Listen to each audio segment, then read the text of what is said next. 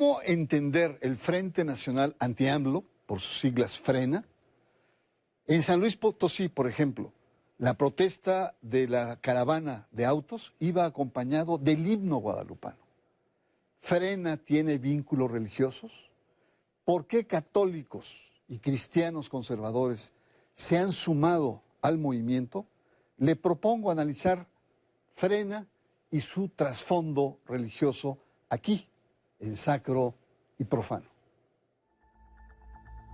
El Frente Nacional Anti-AMLO, por sus siglas FRENA, es un movimiento que se denomina ciudadano y pacífico, que busca hacer dimitir al presidente Andrés Manuel López Obrador vía herramientas jurídicas de movilización y presión social, así como presencia en medios de comunicación. A través de sus redes sociales, ha organizado protestas y caravanas de automóviles en decenas de ciudades del país. Ahí los ciudadanos inconformes con el actual gobierno federal cuestionan la gestión de la 4T.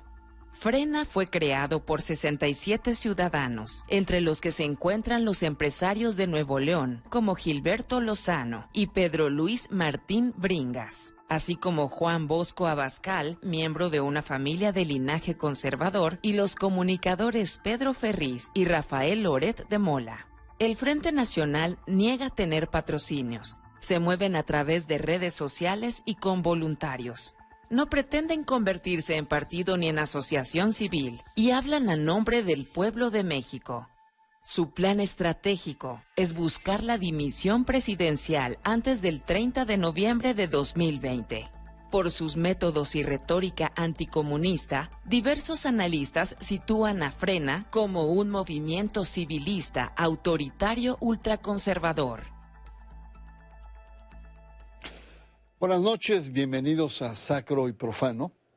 Las sociedades modernas han aprendido y deben aprender a convivir con todas las posturas, incluso aquellas más extremas, pero bajo un principio o una atmósfera de pluralidad, de diversidad y de respeto.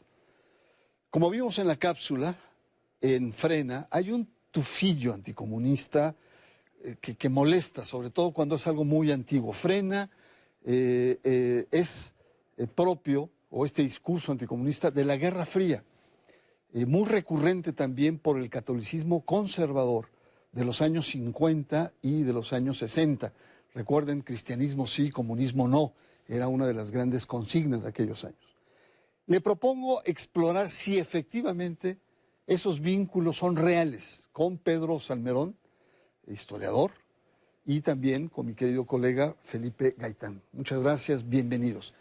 De entrada, Pedro, muchas gracias. Primera vez que estás acá en Sacro y Profano, un honor. Gracias, Fernando.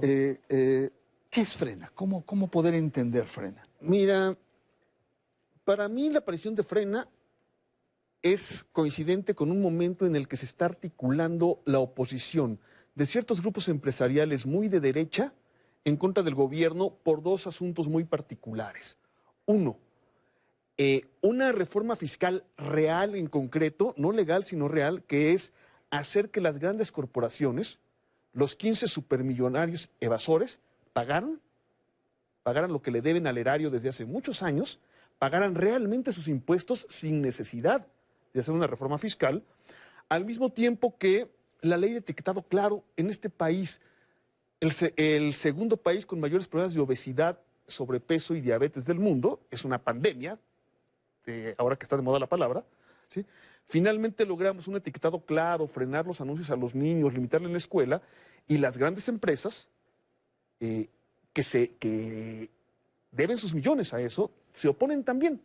Es simultánea la ofensiva del vocero de Coparmex, que trabajó en una de esas dos grandes empresas, ¿sí? Una es FEMSA, Oxxo, Coca-Cola, la otra es Bimbo, ¿sí? Lorenzo Servitje, que está vinculado con la más rancia conservadurismo mexicano. El vocero de Coparmex, al mismo tiempo que los voceros de FEMSA, ¿sí?, se lanzan ferozmente contra el gobierno con alguien que tiene años atacando a López Obrador porque quiere controlar el negocio de la educación, Claudio X González Guajardo.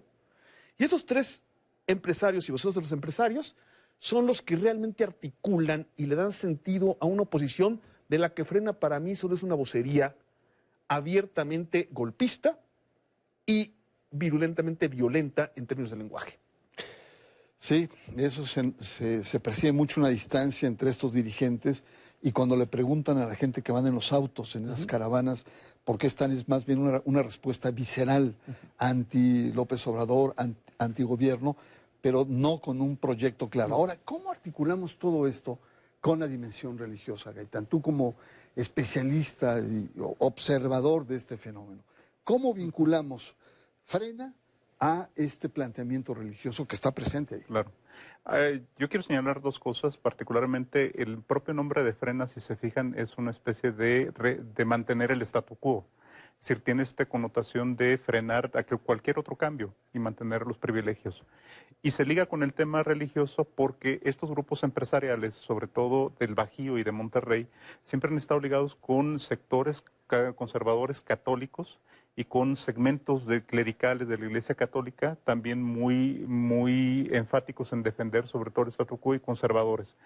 ¿Qué es lo que ha articulado en el tema religioso? No solamente lo que dice Pedro Salmerón en términos de los impuestos, sino también en un discurso moral, es decir, el avance de las libertades civiles del LGBTIQ, el tema de que se discutió hace poco, el tema del aborto, y se ha dado sobre todo una embestida contra el tema del PIN parental. Por ejemplo, ellos han impulsado muchísimo el PIN parental.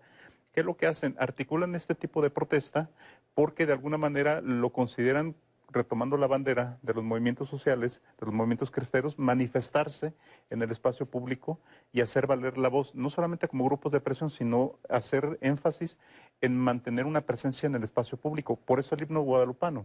Y te vas a encontrar con que hay reminiscencias de todas las características de los viejos cánticos, de los grupos más conservadores de los 50, 60, de los años 30. Nadie hablaba ahorita ya de comunismo, y sin embargo ellos dicen, vamos contra el comunismo.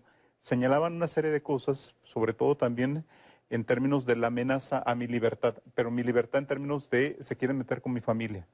Y si te fijas, la estructura de Frena tiene mucho eso. Cuando tú invitas a alguien, le llaman hijos. Y si ese hijo que invita a alguien más, le llaman nietos. Y si ese nieto invita, es una estructura, sobre todo, de familia que intenta conservar sus privilegios. Muy bien, pues muchas gracias por este primer acercamiento. Podemos decir, hay que seguirle el dinero a Frena para poder entender mucho más, digamos, las características. Y algo verdaderamente increíble es el reciclaje de un viejo discurso de la época de la Guerra Fría en torno a todas esas derivaciones religiosas, políticas e incluso civilizatorias. Vamos a una pausa, estamos abordando el tema de Frena, estas raíces religiosas o estas influencias religiosas, y usted está en Sacro y Profano.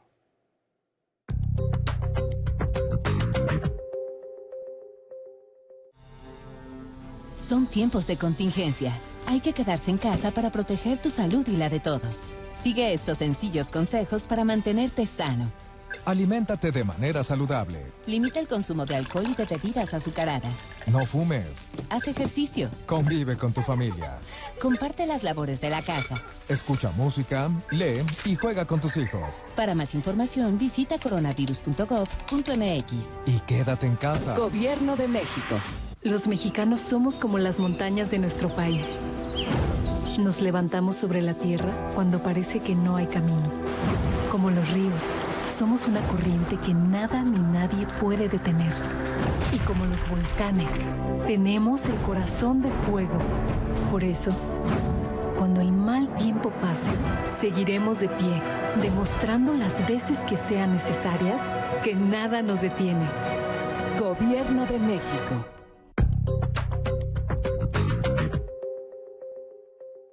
Juan Bosco Abascal Carranza representa el conservadurismo católico, una corriente que se opone al Estado laico, que busca la hegemonía de la Iglesia Católica dentro de la sociedad, que defiende la moral sexual del catolicismo conservador, se opone al aborto, a los anticonceptivos, etcétera, a la diversidad sexual.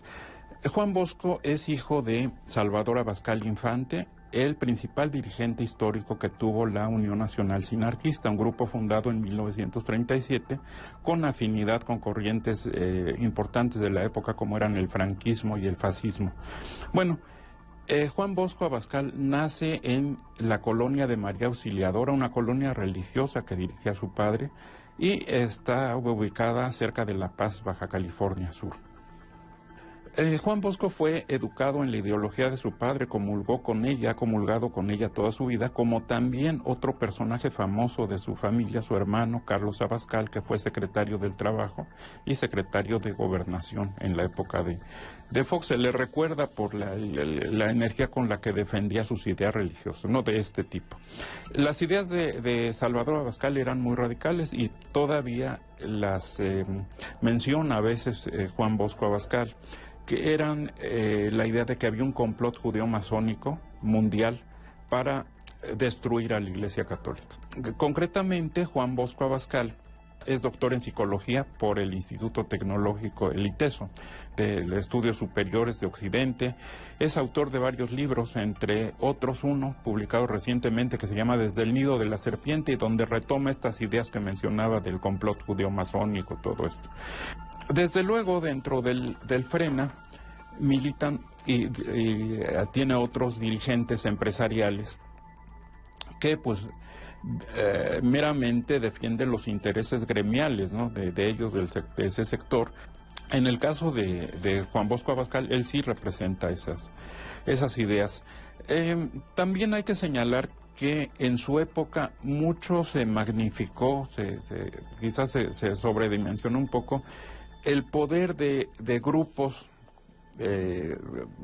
antiabortistas o grupos secretos como el Yunque, como muchos otros grupos que están dentro de este contexto del conservadurismo católico. Se llegó a pensar que eran grupos por sí mismos muy poderosos, muy peligrosos. En realidad lo eran porque tenían directa o indirectamente el apoyo de la jerarquía católica de su nivel más alto, del Papa, de Juan Pablo II, hablo de los años 90, de los gobiernos panistas de la época, que también tienen importantes vinculaciones con este conservadurismo católico que está en las raíces de ese partido. El clan Abascal, no todos, claro, pero forma parte de un catolicismo social integral, absoluto, intransigente, no negocian, y es una matriz que viene desde el siglo XIX. Pasa por los cristeros, en el pleno siglo XX, en los años 60, se convierte en muro, guía, movimientos de jóvenes conservadores, y en el temible Yunque. Está presente actualmente en grupos tipo Provida o Profamilia. Yo quisiera preguntarte, Pedro, como historiador, ¿cómo, digamos, vinculas o cómo ubicas esta gran corriente de un catolicismo conservador, incluso con aires revanchistas? Mira, yo me los encuentro cuando combato y trato de desarticular las visiones maniqueas de la historia, que ven la historia solamente en blanco y negro, y cuando hablamos de blanco y negro, de pronto encontramos a tres personajes que las ven en blanquísimo y en negrísimo. O es Dios o el diablo, literalmente, sin cortapisas y sin intermediaciones ni matices. ¿Quiénes son estos tres? Salvador Abascal Infante, Salvador Borrego Estrada y Celerino Salmerón, que no es mi pariente, no tiene nada que ver conmigo. Y estos tres personajes, en torno a Editorial Yus, a la hoja de combate, a una serie de formas de hacer propaganda, plantean así la historia. Y plantean una forma de historia absolutamente delirante. Y aquí sin entrar a Salvador Abascal Infante como dirigente de organismos casi golpistas en términos políticos, solamente como historiador. La visión de la historia de estos tres personajes es así, de un solo color. Y es Dios o el diablo profundamente racista, profundamente clasista, profundamente excluyente y verdaderamente delirante. Y también detrás de ellos hay muchos capitales. Acabo de encontrar el vínculo del capital de Salvador Borrego con ni más ni menos que Eugenio Garzazada. El mismo grupo. Ya. Ahora, cuando decimos que es un catolicismo social, intransigente, no negociable, es también una característica histórica de ese tipo de catolicismo. Ayúdanos a entender más esta parte. Sí, bueno, hay que tomar en cuenta que sobre todo estos grupos muy ligados a grupos católicos y al clero muy conservador, hicieron una primera incursión, y Pedro, tú lo sabrás mejor, la incursión con el Partido Católico en los años 20 del siglo pasado. Y después, con todo este tema de la derrota de la Guerra Cristera, su incorporación a la vida política y demás, acabaron en los movimientos sociales, acabaron en organizaciones sociales, como esos grupos de presión que estaban ahí. Pero tuvieron un partido que sí pudieron articular, que fue el Partido Demócrata Mexicano, partido de origen sinarquista, y sobre todo en el Bajío con esta fuerza. ¿Qué es lo que pasa? Estos grupos más conservadores, ultraconservadores, católicos, particularmente con esa característica, ultraconservadores católicos, porque hay ultraconservadores que no son católicos. Claro. Entonces, pero aquí se juntan las dos, ultraconservadores y católicos, generan una serie de organizaciones, tanto empresariales, sociales y demás. Uno de ellos, por ejemplo, encontramos diferentes organizaciones de la sociedad cristiana, demócrata cristiana, que se metieron con el PAN, otros se metieron en organizaciones empresariales, pero están presentes ahí. Y de la mano de varios obispos y varios cardenales, que hay que tener en cuenta eso también. Claro. Pedro, hay una característica que me llama la atención y es muchas veces este lenguaje socialmente altisonante, ¿no? Hay incluso un lenguaje de odio muchas veces. Muy amenazante. Y también una intolerancia, por ejemplo, a los periodistas que los cuestionan y tal, a este periodista que estuvo en una mañanera, lo amenaza de manera directa, te va a ir mal, o a algunos que creían que eran cercanos, como Ciro Gómez Leiva, cuando tiene algunos cuestionamientos, le dan con todo. Es decir, ¿por qué esta intolerancia y este lenguaje tan aguerrido que Porque para los Abascal, por ejemplo, el mundo funciona solamente en blanco y en negro. Entonces, si tú no estás del lado blanco, eres diabólico y marxista. Cuando esta gente muy ignorante habla de comunismo, sin entender absolutamente nada de comunismo, están reproduciendo esa dicotomía propia de los Abascal. ¿Y por qué hablo de los Abascal? Porque aparecía en la página de Frena como uno de sus dirigentes de vinculación religiosa, Juan Bosco Abascal, hijo de Salvador Abascal Infante. El martes escribió un artículo en La Jornada sobre él y al día siguiente dejó de aparecer. Pero ahí está, ese talante profundamente intolerante. Ya. Otro aspecto importante es esta idealización del golpe boliviano, ¿no? Es decir, que fue pacífico, que no hubo desgracias, y que se impuso, los militares tuvieron una actitud, pero aquí lo conversamos y fue también un golpe religioso, ¿no? En la medida que fue a nombre de una civilización cristiana, con la Biblia en la mano. ¿Qué paralelismo hay en estas búsquedas de alternativa? Porque el objetivo de este movimiento es, antes del 30 de noviembre, es hacer renunciar a el presidente Andrés Manuel López Obrador. Fíjate que en este caso Frena sí hace una reminiscencia a un discurso comunista que a veces ni ellos mismos entienden, porque hacen una especie de mezcolanza de todo tipo, y cuando les preguntan, o en sus propios discursos, no encuentras la lógica cómo lo articulan. Y de hecho señalan, por ejemplo, al presidente de la República como el mandatario bolivariano, el dictador bolivariano, ¿no? O el ganso bolivariano, lo han llamado de manera muy respetuosa. Entonces, pero en esta idea de descalificar toman el caso de Evo Morales, el golpe católico cristiano contra Evo Morales, porque en ese sentido lo ven a partir de un libro que es su guía, de Gene Sharp, que es un libro de las dictaduras a las democracias, pero lo leen mal hasta eso. O sea, lo acomodan a sus propios intereses. Y para ellos el tema de Evo Morales es la ayuda de los militares como una fuerza comprometida con el país y comprometida con los valores de la familia y el cristianismo que se impusieron. El uso de la Biblia en el golpe de Estado en Bolivia sirvió como este mecanismo de unión entre los grupos más conservadores que estaban peleados en ese momento.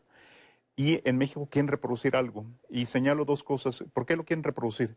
Si uno se fija en la página de Frena, hay dos comisiones, la Comisión de Vinculación Religiosa y la Comisión de Vinculación Militar. Que ninguna organización lo había planteado, pero está así. Gravísimo. Vaya mezcolanza y también pues una gran preocupación sobre todo esta visión maniqueísta del mundo, o es bueno o es malo, es puro o es impuro, ¿no? Es una visión fundamentalista. Y estas reminiscencias, sí me preocupa mucho digamos, traer a la historia actual cuestiones que uno creía que estaban absolutamente sepultadas o alejadas de la historia. Vamos a una pausa, estamos analizando el tema de Frena, tratar de entender sobre todo esta arista religiosa. Vamos a esta pausa y usted está en Sacro y Profano.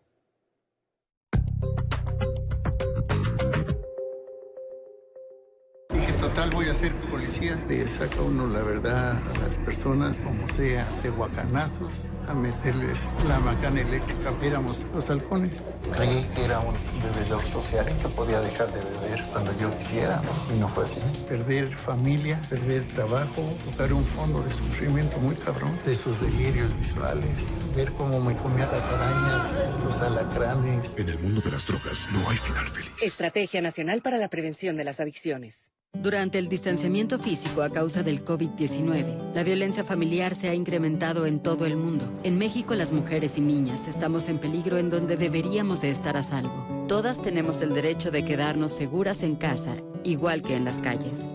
Aunque estés en casa, no estás sola. Si sientes que tu seguridad o la de tus hijas o hijos está en riesgo, habla con una amiga o vecina, acuerden un código de alerta, prepara una mochila de emergencia, llama al 911.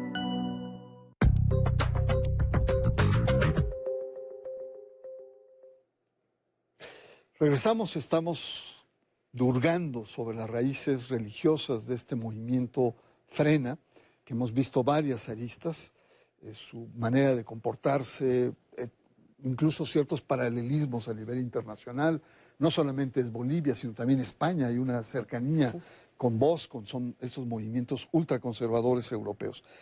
Pero, Pedro, vamos al fondo del tema. Jan Meyer, cuando terminó La Cristiada, su libro culminante, él planteaba que qué tipo de sociedad hubiera surgido si los cristeros, este grupo, hubiera ganado. Y él decía una especie de franquismo a la mexicana. Yo en un caso hipotético, supongamos que sea esa especie de golpe boliviano en México y este grupo logra sus objetivos. ¿Qué tipo de país te imaginas con este grupo? Algo así pudo pasar. En 1913 se dio un golpe militar supuestamente incruento, ¿sí? De un solo día, 18-19 de febrero de 1913, porque el golpe anterior, el de Bernardo Reyes, había fracasado. Y si tú ves quiénes son los conspiradores contra Madero, primero verás una prensa agresiva que siembra fake news y miedo de manera sistemática, ¿sí?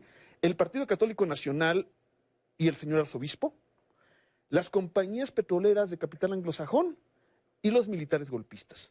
Estos son los conspiradores junto con la vieja clase política representada en el Senado de la República. 1913. 1912, 1913, los conspiradores que llevan al golpe de Estado, y en el primer gabinete de Huerta hay varios ministros del Partido Católico Nacional.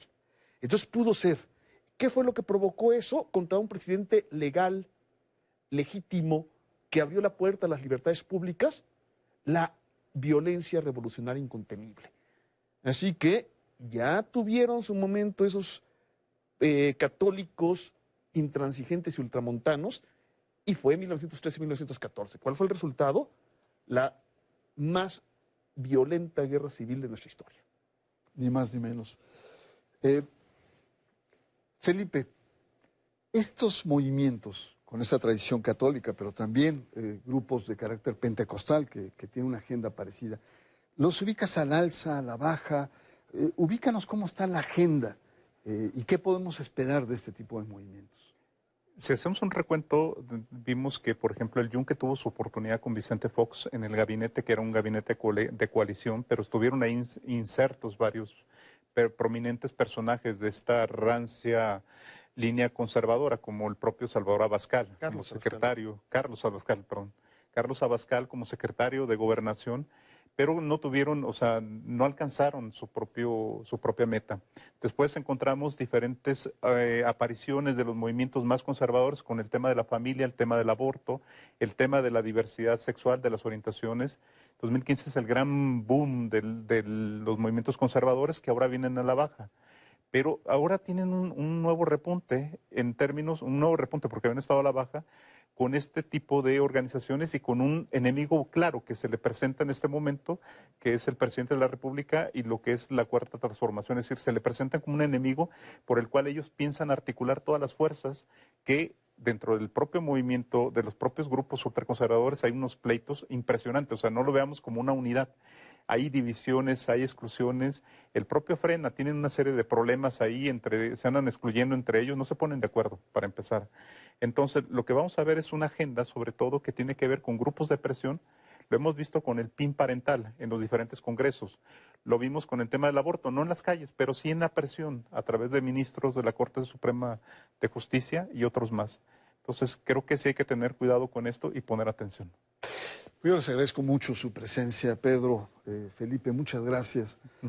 Creo que esta matriz añeja, rancia de este viejo catolicismo social, en su vertiente radical, quiso imponer en su momento los principios religiosos y morales sobre el Estado. Esto se llama clericalismo social. Es decir, trasladar las normas religiosas al conjunto de la sociedad. Es una pretensión de esta vieja derecha, es una tentación latente, que ahora ya no solamente es una tentación católica, sino también se han sumado muchos grupos conservadores cristianos de carácter neopentecostal. Debemos estar muy atentos, porque es una tentación autoritaria. Soy Bernardo Barranco y le espero la próxima semana aquí en Sacro y Profano.